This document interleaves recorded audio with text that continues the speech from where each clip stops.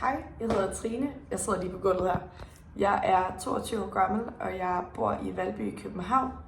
Jeg er oprindeligt fra Odense, og jeg har boet i København i et år nu, hvor jeg har arbejdet i en børnehave.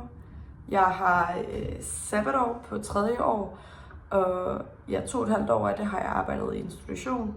Og ellers så har jeg været ude at rejse, hvor jeg har mødt en masse nye mennesker og lært en masse andre sider kender mig selv, som jeg ikke lige kendte i forvejen.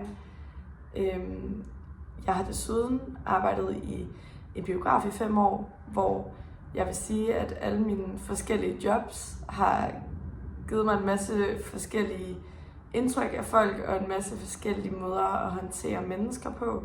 Så jeg vil sige, at jeg er ret dygtig til at aflæse og afkode mennesker, og derfor så interesserer det mig også helt vildt meget, hvorfor jeg også har søgt ind på KU og fået en standby-plads sidste sommer på samfundsfag.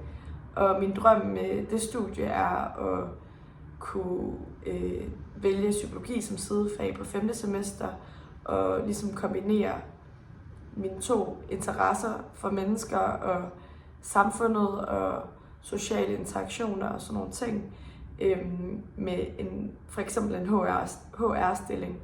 Og derfor synes jeg bare, at jeg lige læste jeres jobopslag, og jeg synes, det lyder helt vildt fedt og mega relevant for det studie, jeg skal i gang med. Jeg vil selv sige, at jeg er ret dygtig til at arbejde med mennesker, og i særdeleshed konflikthåndtering. Jeg har i forvejen været i gang med lidt HR. Jeg har været med til at læse jobansøgninger og også afholde samtaler faktisk. Så jeg synes bare, det er vildt fedt, og jeg synes også, det er vildt interessant, hvordan man skaber en god arbejdsplads og være med til at analysere på det og finde løsninger på problemer og hvad der fungerer helt vildt godt. Så jeg håber bare helt vildt meget på, at I kan tage mig i betragtning, selvom at jeg ikke studerer endnu, fordi at jeg skal til det her til slutningen af august. Så tak fordi I lyttede til den her video. Hej.